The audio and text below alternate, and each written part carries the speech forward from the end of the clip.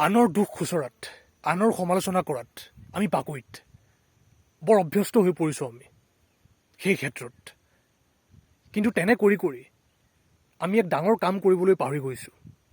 আমি বিবেকী হৈ নিজৰ সুস্থ সমালোচনা কৰিবলৈ পাহৰি গৈছোঁ। প্ৰয়োজন সাপেক্ষে আনৰ ভুল ভ্ৰান্তিবোৰ সুস্থ ধৰণেৰে আঙুলিয়াই দিয়াটো, সেই ক্ষেত্ৰত সমালোচনা কৰাটো প্ৰয়োজনীয় হৈ পৰে।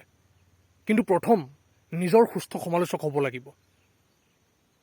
তাকেই নকৰি ক্ষুদ্ৰ অহংকাৰৰ দ্বাৰা প্ৰেৰিত হৈ নিজৰ ভুল ভ্ৰান্তিবোৰ ঢাকি ৰাখি সেই ক্ষেত্ৰত অজুহাত দেখুৱাই কেৱল আনৰ দুখ খুচৰি থকাত, কেৱল আনৰ ভুল ভ্ৰান্তিবোৰ আঙুলিয়াই দিয়াত, কেৱল আনৰ সমালোচনা কৰি থকাত যদি মনোনিৱেশ কৰি থাকোঁ আমি, সঠিক নহ'ব।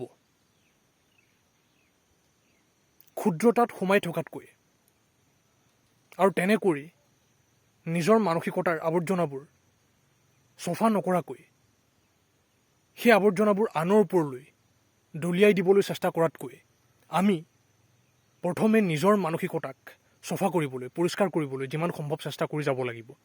অৰ্থাৎ নিজৰ সুস্থ সমালোচক হৈ, বিবেকী হৈ নিজক যিমান পাৰোঁ শুধৰাই যাব লাগিব। আৰু যি অনুভৱ লাভ কৰিছোঁ, যি সাৰ্থক সহায় লাভ কৰিছোঁ তেনে কৰি, সেই সহায় প্ৰয়োজন সাপেক্ষে আনৰ ফালেও লৈ যাব লাগিব। তেতিয়াহে এক সুন্দৰ পদক্ষেপ গ্ৰহণ কৰাৰ দৰে হ'ব। নিজৰ ভুল ভ্ৰান্তিবোৰক লুকুৱাই ৰাখি সেইবোৰ ক্ষেত্ৰত অজুহাত দেখুৱাই কেৱল আনৰ ক্ষেত্ৰত তীব্ৰ সমালোচক হৈ অসুস্থ সমালোচনা তেওঁলোকৰ ফালে দলিয়াই থাকিলে ঠিক নহ'ব।